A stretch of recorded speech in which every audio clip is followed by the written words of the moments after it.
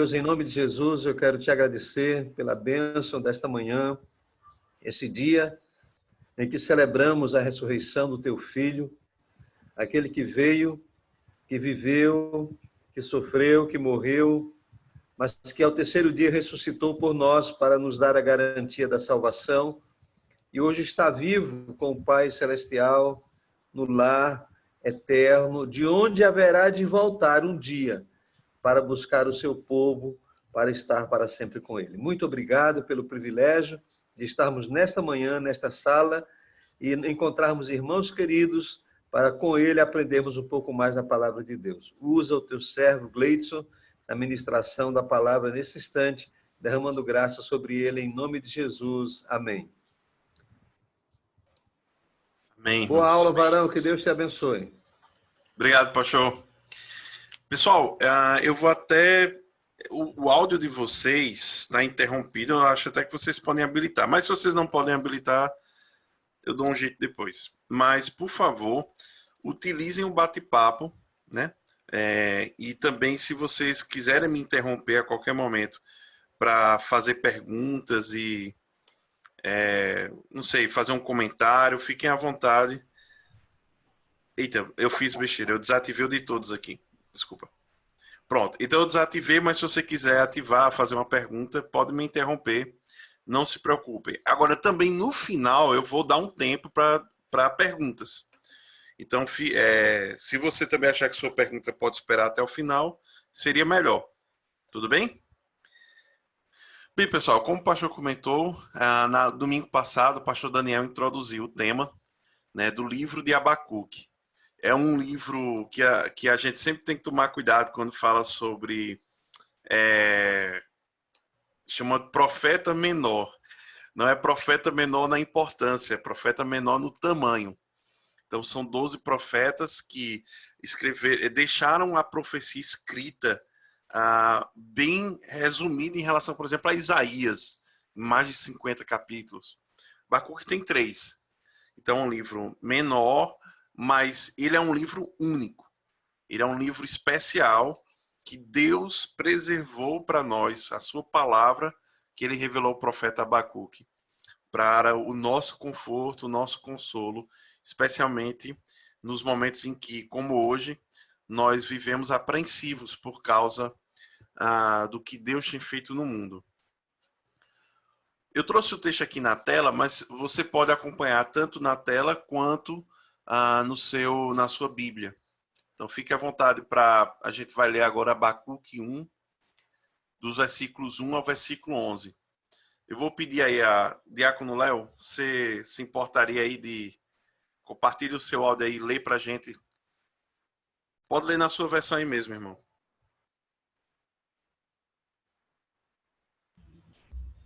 Certo, vou ler aqui. 1 ao 11, né? Isso.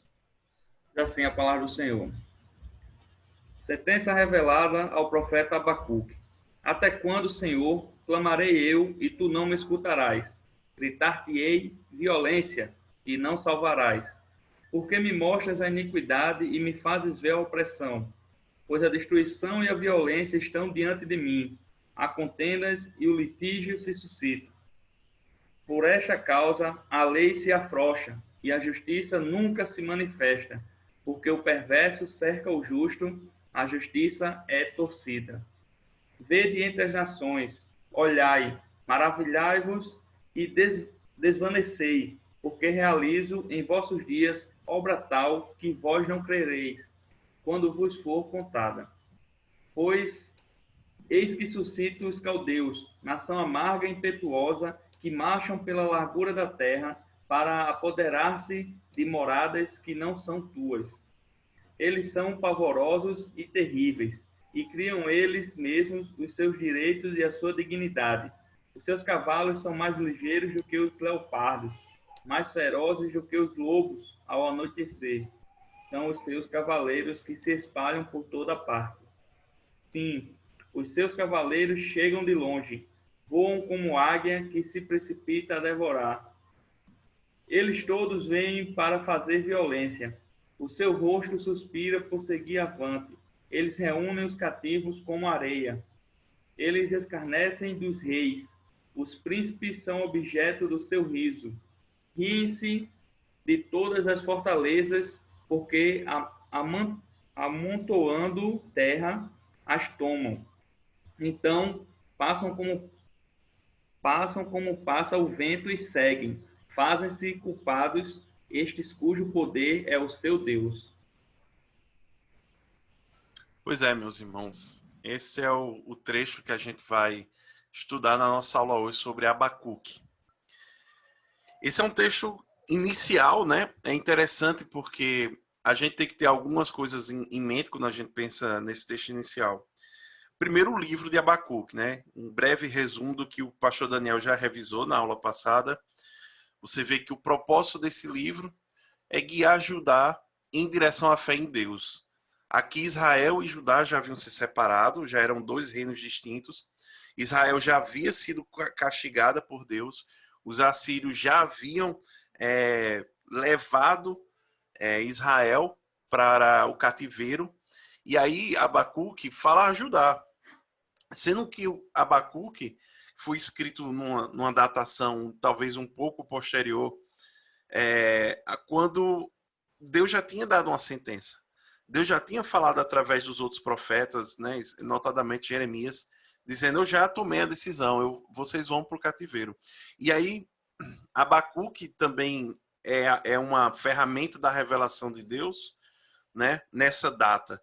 E o autor é o profeta, né? É um nome muito raro, só tem uma. Se você quiser um nome raro aí, pode colocar isso. Só aparece uma vez na Bíblia alguém chamado Abacuque, que pode estar ligado a uma raiz de uma palavra em hebraico que é embraçar ou abraçar, né? Aquele que envolve nos braços. E Abacuque é na mesma época de Jeremias, e é interessante porque os dois, pode-se chamar que os dois são chorões, né?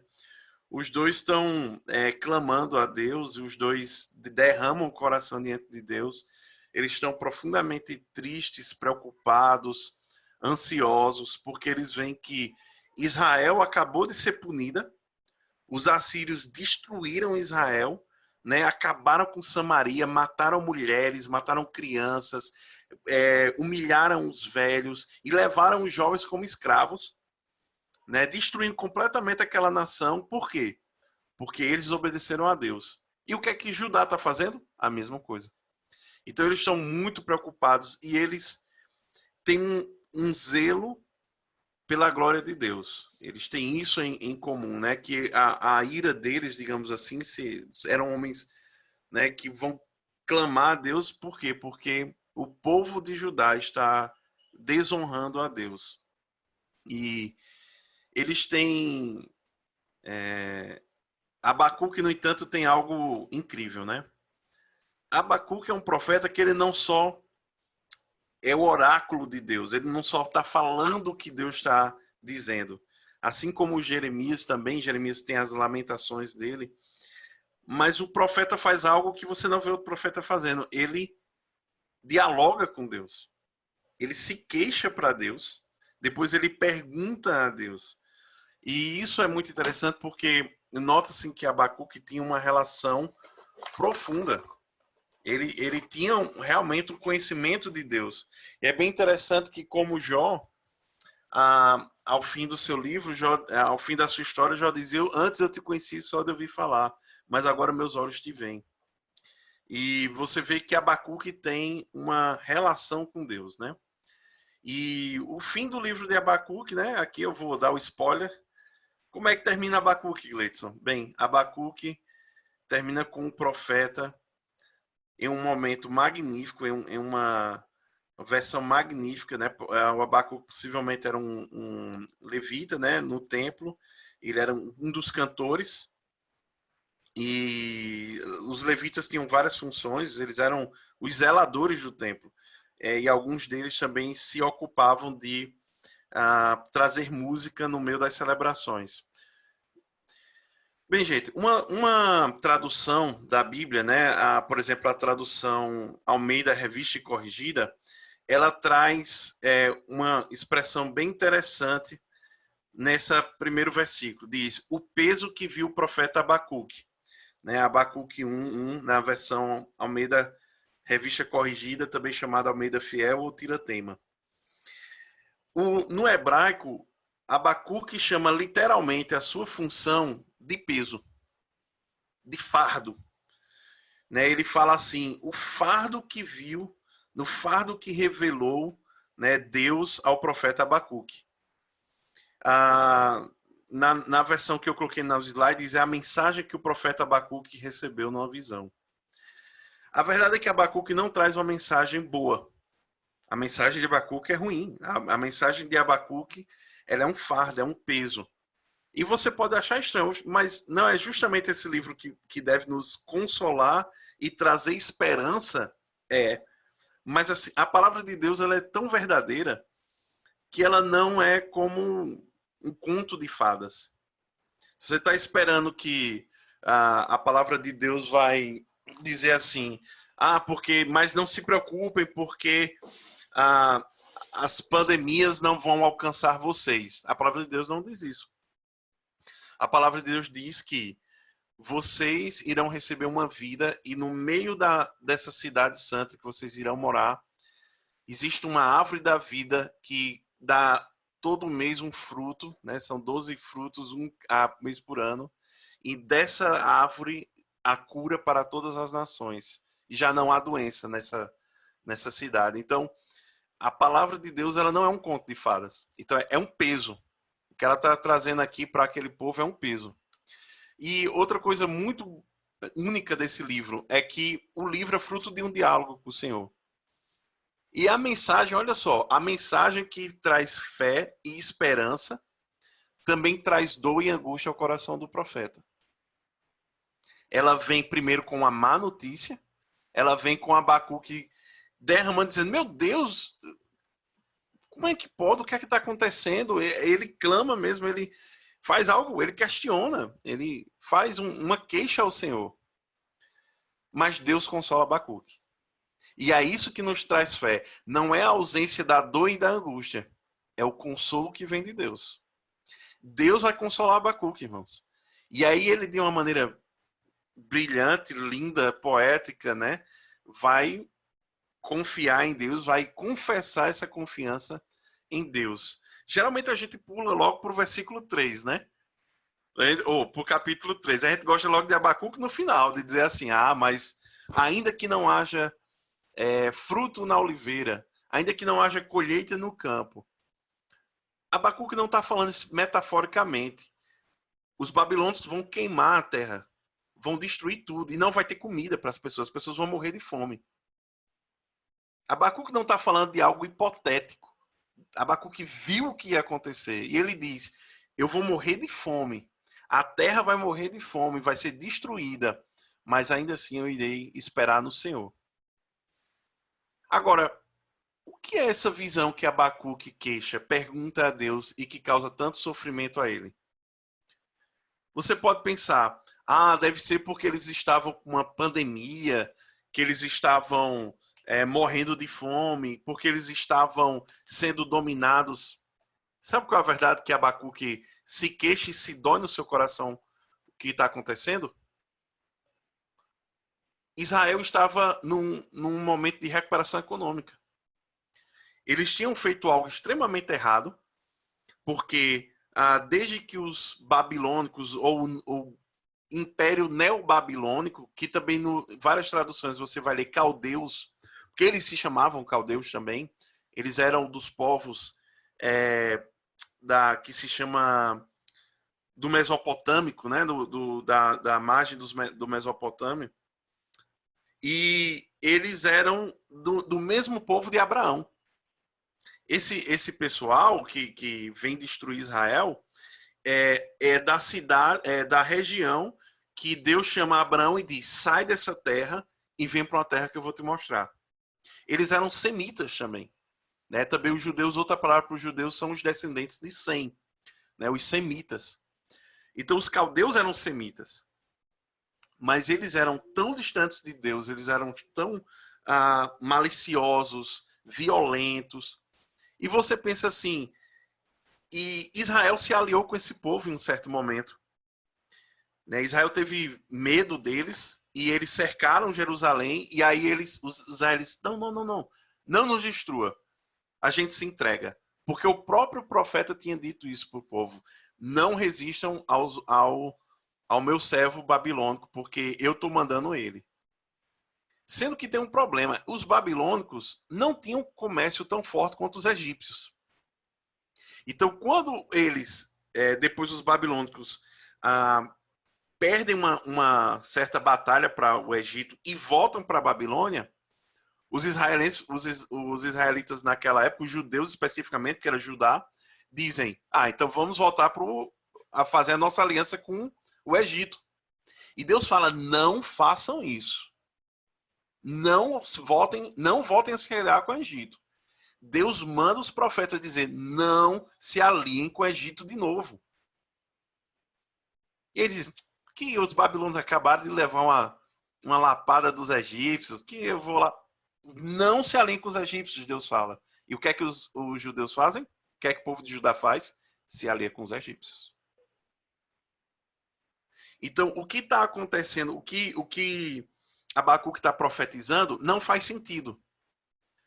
Abacuque está dizendo que um povo que já perdeu vai, de novo, lutar e vai ganhar dessa vez. Ou seja, imagina que Abacuque está dizendo porque Cuba vai ganhar dos Estados Unidos e vai se vingar do Brasil.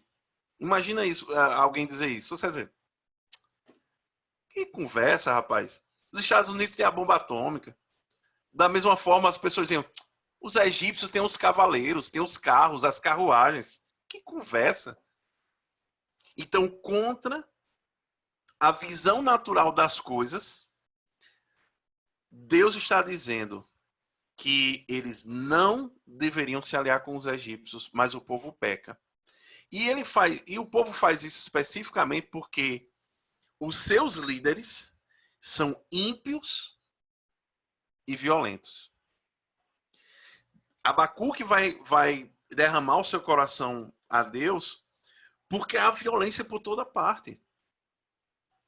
Os líderes de Judá, eles simplesmente perderam qualquer respeito pela vida humana. Eles matam as pessoas sem razão. Eles são violentos porque eles tomam dos pobres o pouco que eles têm. E aí você pode pensar, mas tinha dinheiro? Tinha. As pessoas eram prósperas. Tinham tudo. Mas os pobres eram oprimidos. E o que é que as pessoas sentiam? Bem, contanto que não tire o que é meu. Né? Farinha pouca, meu pirão primeiro, né?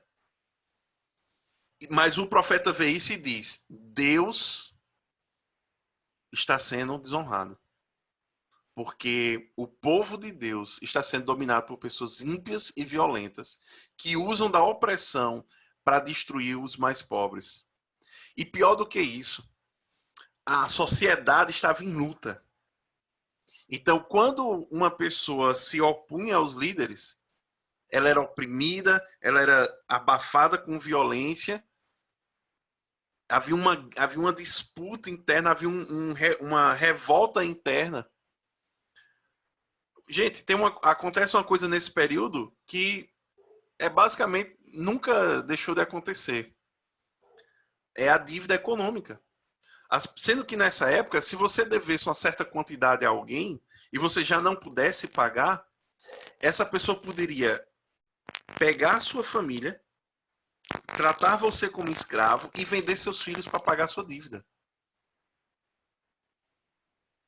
Então veja o que é que o profeta fala. Diz, essa opressão, ela é um nível absurdo, é desumano. E Abacuque vê isso e as pessoas pensam que, mas está tudo bem, Abacuque. Esse cara aí que foi vendido como escravo, a culpa dele. Quem mandou ficar devendo? Eles viam a desigualdade social, eles viam o problema da opressão e eles diziam o quê?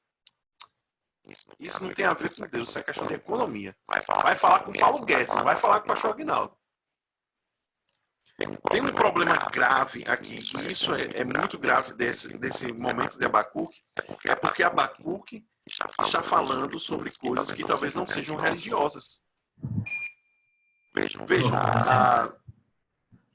eu acho que está com alguma instabilidade aí no som. Fecha o som de todo mundo para saber se é o seu ou se é de alguém que está com o microfone aberto.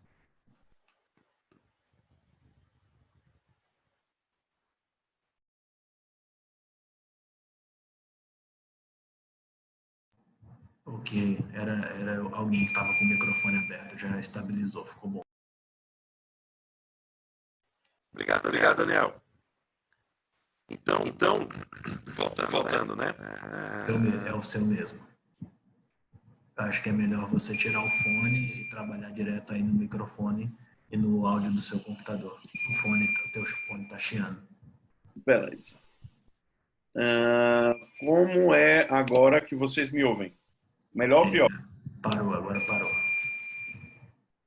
Agora tá legal. Então, pessoal, quando você tem uma visão como a do profeta, você pode pensar, mas o profeta está reclamando de coisas que não são especificamente religiosas. Como é que essas coisas desonram a Deus? Nós nunca podemos esquecer que a lei de Deus tem 2 tábuas. Que a lei de Deus, nos seus 4 itens, fala sobre a nossa relação com Deus. E que nos seus 6 últimos itens fala na nossa relação com o próximo. Nós não podemos nos esquecer que a lei de Deus se resume em amar a Deus acima de todas as coisas e amar ao próximo como a nós mesmos. Não são 2 coisas distintas. É a mesma lei de Deus. É o mesmo Deus que, através do seu caráter, se desagrada disso. Deus está também com raiva disso. A ira santa de Deus está sobre essas coisas. E, finalmente, vejam que existem coisas que são desde que o mundo é mundo. Abacuque diz, além de sermos dominados por pessoas ímpias e violentas, de estarmos em conflito uns com os outros por causa da opressão e da injustiça e da desigualdade, os nossos juízes, a nossa justiça, favorece os perversos. A justiça está corrompida, porque aqueles que estão no poder corromperam ela para se manter fazendo o que quisessem, sem, no entanto, serem reprimidos ou corrigidos.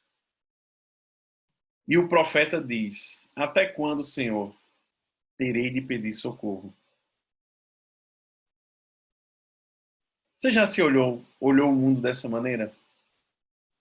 Meu Deus, por que há tanta maldade no mundo? Por que há tanta injustiça, opressão? Porque a justiça que deveria manter os bandidos presos e inocentar aqueles que não têm culpa faz o contrário. Ou como diria a música popular do Castanho e Caju, o ladrão pé de chinelo está preso na cadeia e o ladrão de colarinho anda solto, metendo a pé. Meus irmãos, eu sei que nesse mundo a gente não pode esperar a justiça que só vai vir no reino de Deus. Mas por que as coisas são tão más? E para Abacuque é pior. Porque Abacuque está falando do povo de Deus. Ele não está só falando do que está fora da nação. Ele está dizendo o povo de Deus está assim. A igreja de Deus está assim. Dominada por lobos em pele de ovelha, que estão se alimentando da gordura das ovelhas e sacrificando elas, e não tem justiça. Bem, pessoal, que coisa grave, que coisa grave. Já pensaram nisso? Agora, o que é que o Senhor vai responder?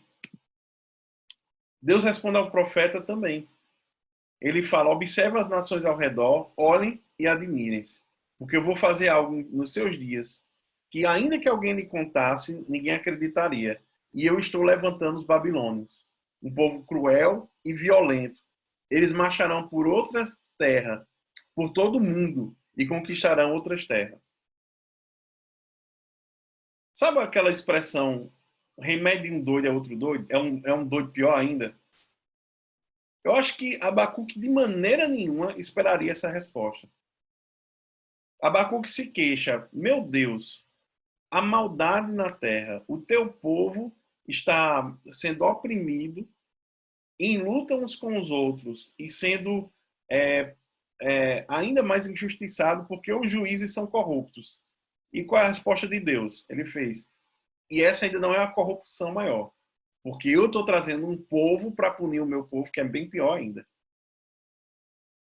Você acha que os líderes são violentos? É porque você não conhece os babilônicos.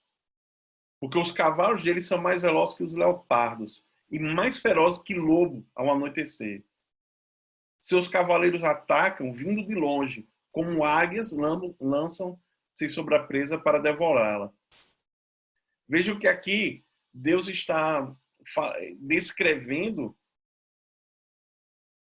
um povo extremamente cruel e violento. E ele vem como um animal. Veja que todos os animais que são citados aqui são animais fortes, rápidos e certeiros. Eles vêm para jugular, eles não vão vir para conversar. Eles vieram, eles cercaram Jerusalém da última vez, Jerusalém se entregou, mas depois traiu eles. Pois agora eles vêm prontos para agir com violência. Os seus exércitos avançam como o vento no deserto, ajuntando prisioneiros como se fossem areia. Mas isso não vai acontecer por quê? Porque Jerusalém está em cima dos montes. Ela é cercada por muros grossos, onde pessoas constroem suas casas em cima. Não vai acontecer porque os portões de Jerusalém foram firmados e ninguém conseguirá rompê-los. E o que é que Deus diz? De jeito nenhum. Eles zombam de reis e príncipes e desprezam todas as suas fortalezas. Constroem rampas de terra contra os seus muros e conquistam. Passam com rapidez com o vento e desaparecem. Sua culpa, porém, é grande, pois tem Deus como sua própria força. Veja o que é que Deus está dizendo. Esses cruéis, violentos, assassinos, que confiam somente neles mesmos, e eles acham que a força do braço deles é o seu próprio Deus, eles estão na minha mão. Eu estou guiando a história. O povo de Israel se afastou de mim e eu mandei ele para a Síria. O povo de Judá não se arrependeu e vai também para a Babilônia. Nem os piores ímpios dessa terra saíram do meu controle, porque sou eu que estou fazendo isso. Nós temos que ter cuidado para não pensar em Deus como mal ou como autor do mal. Deus não é só puro, bom, santo e justo porque ele precise ou porque tem uma lei sobre ele que ele precisa seguir. De jeito nenhum.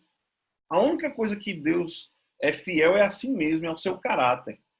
Deus é santo e é bom e ele não pode ver o mal. Ao contrário, o mal é, por definição, tudo que é contra Deus. A mentira é mentira porque Deus é verdade. Então, tudo que se levanta contra Deus que é o mal. Então, Deus não é ele mesmo autor do mal. Nem pode ser mal. Agora, Deus se utiliza do mal. Lutero dizia que o Satanás era como um cachorro em que Deus segura a coleira. O que nós estamos vendo nos nossos dias, meus irmãos, da pandemia, é resultado da queda. Nós estamos vivendo um momento em que a natureza está mostrando que, apesar de existir um Deus que mantém suas rédeas sobre o universo, para que simplesmente não se destrua e acabe tudo, em certos momentos da história, ele solta as mãos e diz: por amor a vocês, eu vou deixar vocês experimentarem um pouco do que seria se eu não controlasse o mal. Isso é apenas um pouco do que aconteceria se Deus não controlasse o mal. E quando os caldeus, os babilônicos vêm, quando as guerras vêm, quando as pandemias vêm, acontece algo único. Primeiro, o povo de Deus se humilha. E é isso que o Abacuque está registrando na resposta de Deus à sua queixa. É de que Deus permitiu o mal, é que Deus decretou na sua eternidade e aconteceu, ele está guiando a história para o seu próprio desígnio, que esses ímpios que estão sob o controle de Deus serão usados para disciplinar e corrigir o povo dele. A primeira coisa que acontece, o povo de Deus é humilhado. E ele tem que se humilhar. Ele tem que orar e jejuar e confessar os seus pecados. Porque havia o mal, a destruição, a violência e eles não fizeram nada. Ou pior, participavam disso. Vamos passar por um momento, meus irmãos, muito difícil, sim. Mas esse é o momento de renovação da igreja. Esse é o momento de separar joio do trigo. Não a gente, mas Deus. Esse é o momento que nós saberemos aqueles que eram convenientemente participantes da igreja, mas não servem o Deus Altíssimo. Que estavam buscando as bênçãos de Deus, mas não tinham nenhum compromisso com Deus das bênçãos. Esse momento de dor e tristeza e sofrimento e agonia, ansiedade, purifica o povo de Deus. Então, meus irmãos, Abacuque de 1 a 11, Abacuque se queixa a Deus e Deus o responde. Deus não exime os babilônicos de sua culpa. Ele diz, a culpa deles é grande, porque eu estou dando a eles esse poder, mas eles acham que esse poder é não somente deles, como é o Deus deles. E Deus diz, a culpa deles é grande. E a gente vai ver, tanto em Jeremias como depois em Abacuque, que Deus vai punir eles por isso. Mas nesse momento, Deus se está utilizando deles para disciplinar o seu povo. Essa imagem, eu não achei em português, só achei em inglês, mas eu acho ela muito importante para a gente. Sempre quando a gente lê o Antigo Testamento, irmãos, é importante a gente pôr em perspectiva na história da redenção. Nós temos que pensar como, por exemplo, uma linha do tempo. Né? Houve a criação, a queda, a redenção e a restauração. Em que momento da história nós estamos? Nós estamos, meus irmãos, entre a queda e a redenção. Deus criou o universo e criou depois o mundo com que objetivo? Para a sua glória. Deus criou todas as coisas para a sua glória. E o que é que aconteceu com isso? Adão caiu. Deus criou Adão para ser um homem perfeito, mas ele não permaneceu assim. E Deus, através da história, fez pactos ou alianças entre a queda e a redenção em Jesus. A primeira aliança é com o próprio Adão. Adão falhou essa aliança. Adão comeu do fruto proibido. Podemos citar também a aliança que Deus faz com Abraão, Isaque e Jacó, de que se eles obedecessem a Deus, Deus iria fazer deles uma grande nação. E Deus cumpre isso. Eles realmente saem do Egito, se formam uma grande nação e entram na Terra Prometida. Mas, de certa forma, eles falham também nessa aliança. Porque eles passam 40 anos no deserto, Eles passam 40 anos no deserto, porque eles pecaram de tal maneira que Deus disse: nenhum desses que eu tirei do Egito vão entrar em Canaã, na terra prometida. Eu juro por mim mesmo que eles vão morrer no deserto. Só quem vai entrar vão ser os filhos deles. Temos a aliança de Deus com Davi, a aliança com o povo, né, no reinado. Deus disse a Davi: se vocês me obedecerem, se vocês andarem nos meus caminhos, um descendente de Davi sempre estará no trono e vocês viverão em paz. Eles não obedeceram isso. Já Salomão já desobedeceu isso. Davi ainda conseguiu, mesmo com suas quedas, ser fiel à aliança, mas seu filho Salomão já não foi.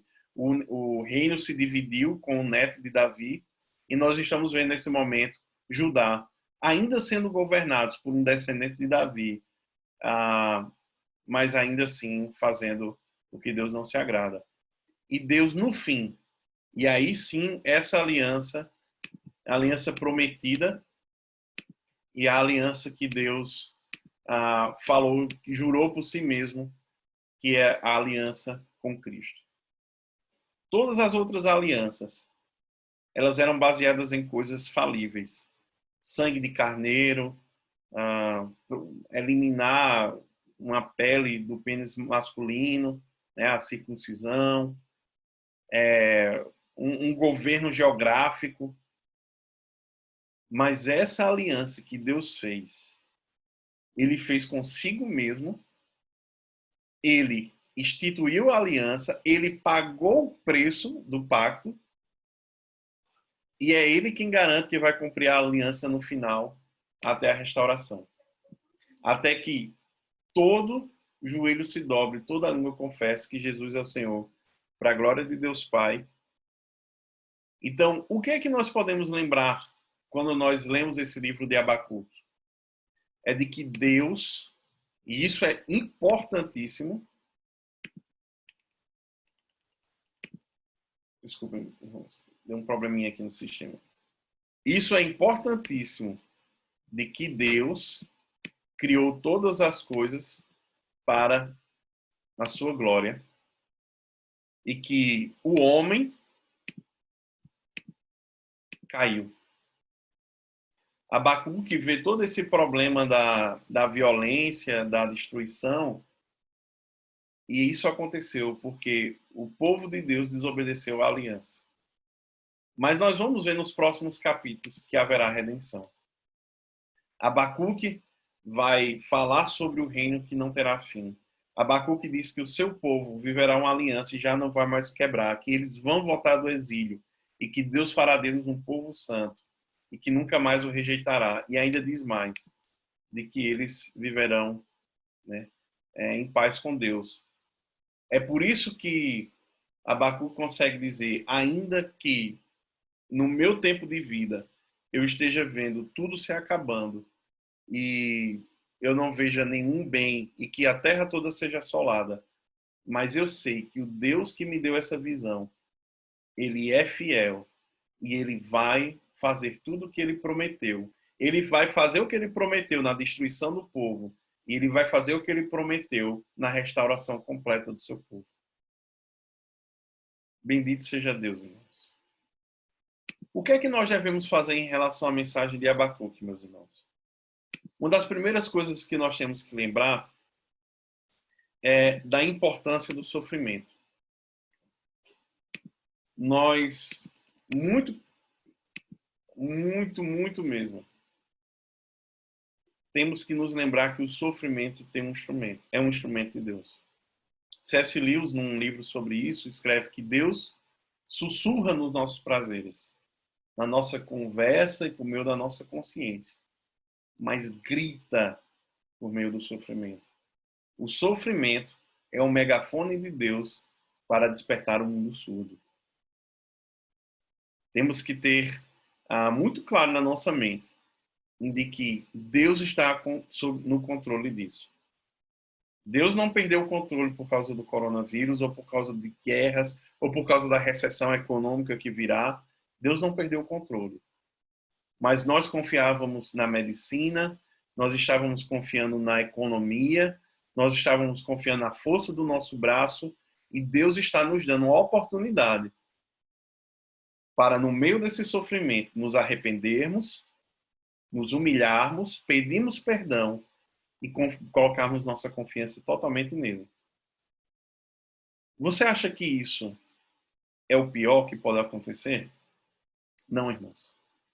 Sabe o que de pior pode acontecer? É o que Apocalipse diz. É quando Deus não faz nada. É quando Deus já condenou de tal maneira em que ele simplesmente solta figuradamente o Satanás das suas cadeias, quando ele deixa os cavaleiros, né, soltos e os anjos tocam as trombetas para dizer: Deus diz que agora está livre. Deus, quando ele está até mesmo deixando o sofrimento ao mundo, ele está dando uma chance do mundo se arrepender. Uma das coisas mais tristes quando você lê o livro de Apocalipse é porque nós estamos vivendo algo que as grávidas experimentam. Antes do filho nascer, começa aquela contração de treinamento, depois as contrações de verdade, as contrações ficam mais fortes, mais curtas, hein, Casey? Imaginou, já? A dor vai ficando mais 3 em 3 minutos. Quem mulher aqui passou por contração sabe o que é isso. E aí o que acontece? O nascimento. O parto. Nasce aquele fruto que estava esperado durante tanto tempo. Jesus em Mateus 24 fala isso, que esses sofrimentos que nós iremos passar, nós não podemos nos assustar com eles. Não entre em pânico. Não ache que o universo está solto, sem rédea. Jesus diz, tudo isso tem que acontecer. Eles são como as dores do parto. Mas o final disso é o quê? É a revelação dos filhos de Deus. É o plano que Deus tinha no universo, na eternidade. De fazer tudo convergir em Jesus Cristo e reconciliar com Ele o mundo todo. A mensagem que nós devemos levar de Abacuque, desses primeiros versos, é de que o mal vem. Deus está no controle. E até mesmo o mal e o sofrimento são instrumentos de Deus, primeiro, para corrigir o seu povo, e depois para chamar todas as pessoas ao arrependimento. Paulo cita esse texto de Abacuque numa situação bem familiar. Ele está pregando a judeus e ele fala para eles numa sinagoga: ouça, irmãos, estamos aqui para proclamar que, por meio de Jesus, há perdão para os pecados. Todo que nele crê é declarado justo diante de Deus, algo que a lei de Moisés jamais pode fazer. Por isso, tomem cuidado, para que não se apliquem a vocês as palavras dos profetas. Olhem, zombadores, fiquem admirados e morram, pois faço algo em seus dias, algo que vocês não acreditariam, mesmo que lhe contassem. Quando Paulo e Barnabé estavam saindo da sinagoga, o povo pediu que voltassem a falar destas coisas na semana seguinte. Muitos judeus e gentios devotos, convertidos ao judaísmo, seguiram Paulo e Barnabé, que insistiam com eles para que continuassem a confiar na graça de Deus. A mensagem de Abacuque, ela é a mensagem do Evangelho. E a mensagem do aviso de Deus. No meio da dor e do sofrimento, não busquem justificar Deus, dizendo, mas Deus não faria isso. Ah, não, mas isso não está certo. Com certeza, Deus foi pego de surpresa. Deus nem sabia do coronavírus.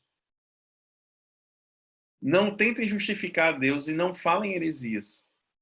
O Deus da Bíblia, o Deus único e verdadeiro, Ele é o Senhor do universo. E essa crise e todas as outras crises, toda a dor e sofrimento no mundo, são instrumentos dele. E ele faz desse instrumento um aviso. Não deixem de se arrepender. Cuidado para que não aconteça com você o que o povo veio para o povo de Judá. Não ache que porque você está no meio do povo de Deus, você é do povo de Deus.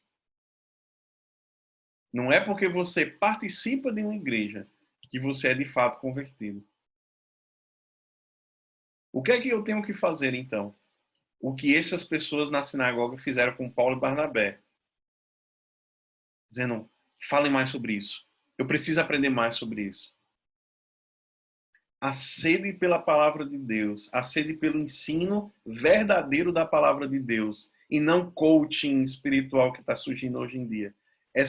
Se você quer estar seguro, no meio dessa confusão, há segurança na palavra de Deus para você. Não procure outras fontes, procure a Bíblia e a palavra de Deus. Presbítero Gleice, pastor Aguinaldo, todas as outras pessoas que estão aqui, nós falhamos. Até Paulo e Barnabé. Teve uma hora que se desentenderam, cada uma foi para um lado. Todos esses podem falhar, mas a palavra de Deus não. Ela é inerrante. Ela não tem equívoco. Ela é sua segurança.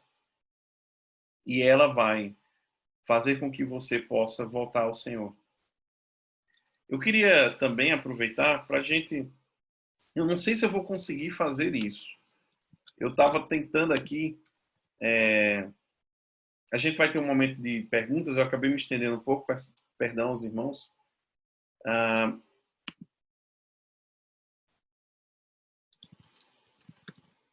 Eu não sei se vocês vão conseguir ouvir do meu computador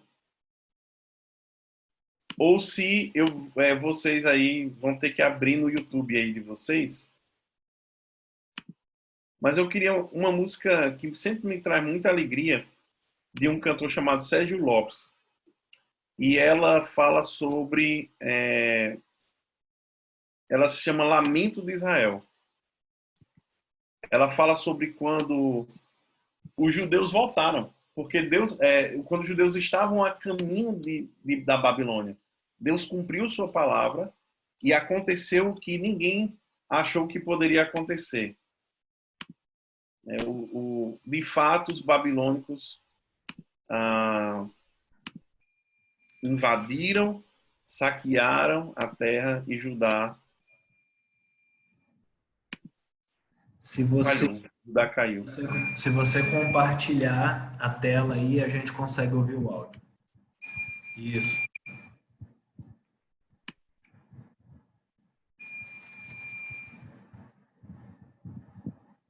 Tá bem baixinho, né?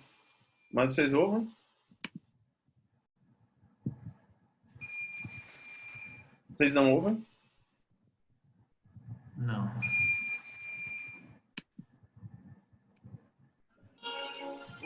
Agora sim.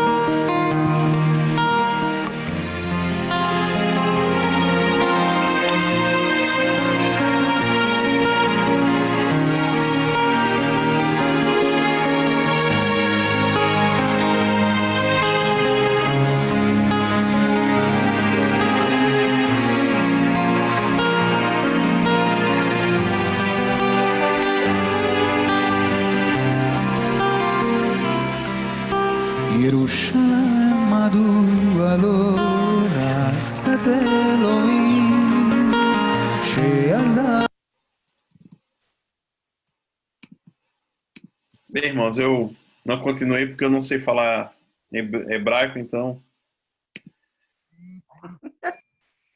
era línguas estranhas, não. Era ele cantando em hebraico. Deus abençoe cada um de vocês. Vamos ler aí o livro de Abacuque e sermos consolados pela palavra de Deus. Amém? Pastor Aguinaldo? Amém.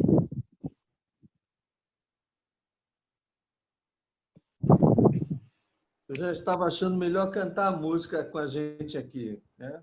Era para eu ter pensado nisso, pastor. Foi mal aí. Acho que todo mundo sabe desse refrão. Chora, Israel, Babilônia não é teu lugar. Muito bem, querido. Graças a Deus por esse momento. E, Gleidson, muito obrigado pela disposição de ministrar esse momento. Obrigado pelo conduzir dessa reunião e que Deus derrame graça na sua vida. Para os irmãos que estão aqui, só lembrando que às 18 horas estaremos no nosso culto, o culto de Páscoa, e pela graça de Deus nós esperamos e vamos ter certamente um grupo a mais, mas você é muito bem-vindo. Se você puder contactar com outros irmãos da igreja, para que eles aguardem o link, se liguem conosco no culto dessa noite, a partir das 18 horas. Reverendo Daniel, está me ouvindo? Estou sim. Daniel, faz a oração para a gente finalizar essa manhã. Bem, oremos. Senhor, nosso Deus e Pai, nós te damos graça por esse tempo de aula, por esse tempo de aprendizado. Te agradecemos, Pai, por tudo que ouvimos nesta manhã, pela forma que graciosamente fomos ministrados pela Tua palavra, e pedimos ao Senhor que gere todos os dias em nosso coração compromisso em crescer no conhecimento do Senhor, um desejo de conhecer mais a Tua palavra e um desejo de estar juntos, mesmo distantes fisicamente, mas podendo compartilhar e crescer enquanto igreja do Senhor. Nós te louvamos, Pai, por essa aula, nós te louvamos por estarmos bem. Que o Senhor continue nos guardando e cuidando da Tua igreja. É assim que nós te oramos, no nome bendito de Jesus. Amém.